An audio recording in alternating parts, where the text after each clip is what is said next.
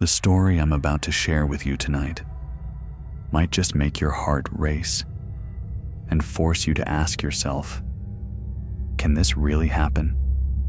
Are you ready to hear it? Because what I'm about to tell you might even follow you into your dreams. I know some of you are lying comfortably in your beds right now. Some of you are alone, in the dark, maybe even glancing under the bed, just to make sure nothing's hiding down there. So let's begin. Hello, my name is Milo. I narrate real horror stories you send to me. If you'd like to share yours, my WhatsApp and email are in the description. Please don't send your story multiple times. Our team reads everyone. If your story is chilling enough, eerie enough, we'll produce it. Now, on to tonight's tale.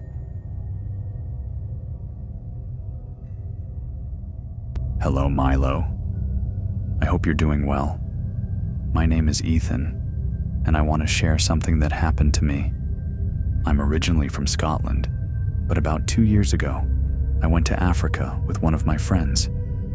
He's a truck driver there, working for a local company. It was winter, bitter cold, and he had to travel to a remote site to load some goods. At the time, only the two of us lived in that house.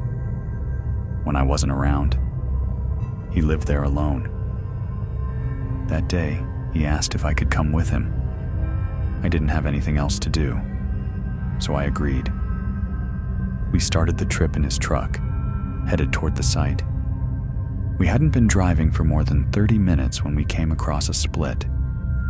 3 roads. One went into a forest, one was the highway, and one, a plain dirt road. Because it was cold and time was tight, he said we should take the shortcut through the forest. Something about that road felt wrong, but I trusted him. So we turned into the forest, and that was our biggest mistake. As we got deeper, we began hearing thuds beneath the truck, like something was hitting us from below. We pulled over. My friend got out to check. Nothing. Then he checked the fuel. It was almost gone. He jumped back in, and we kept moving. The side windows had black cloth on them. It was freezing, and we didn't want cold air in. But that meant we couldn't see outside, and no one could see in. Then the rain started. At first it was soft. Then it turned violent. We couldn't stop. There was no shelter. And then we saw it. Something right in the middle of the road. My friend slammed the brakes. I didn't understand. "Why'd you stop?" I asked. "There's something on the road," he said. We got out to move it. But it wasn't a rock. It was a plastic bag filled with, I don't even know what. Weird, wet things.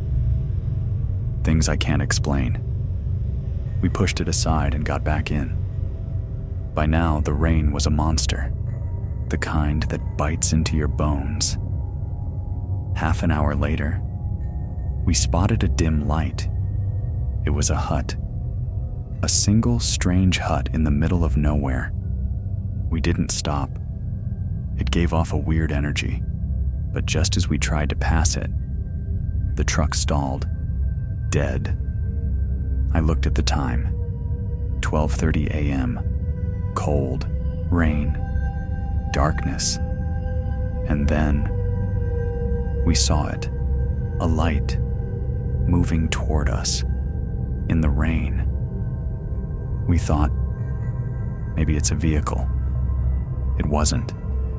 It was a person, walking, alone, in that freezing rain, holding a torch, no umbrella, no coat, just walking. We ducked inside the truck. Then I felt it. Someone was trying to open my door. My heart nearly stopped. We tried starting the truck again. This time, it worked. We sped away, but just a few miles down, we got stuck in mud, and then voices. At first distant, then closer. We thought maybe someone had come to help. We got out. No one. Still, the voices grew louder. Then, I heard something that shattered me. A whisper.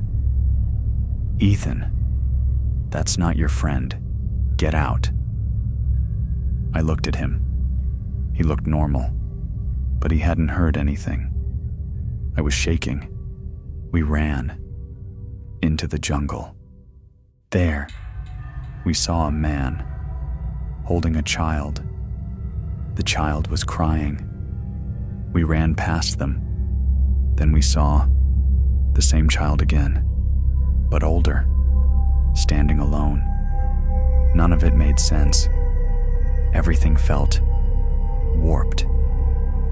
Then we found another truck, exactly like ours, stuck, same position. Inside, 2 people. We couldn't see their faces, but they were talking and repeating the exact same conversation we had earlier. We ran.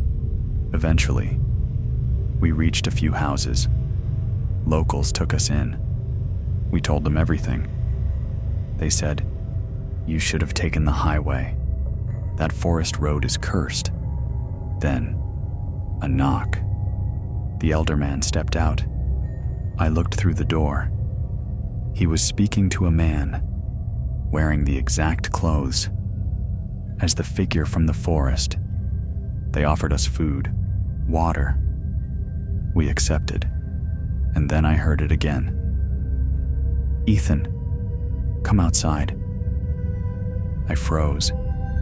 How did he know my name? Everyone was asleep. It was 2 a.m. I stepped out,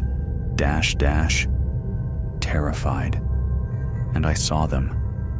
The same people who were inside the house, now outside. I said, "Weren't you just in there?" They said, "This house is cursed. Leave now." I ran back in, woke up my friend. We bolted.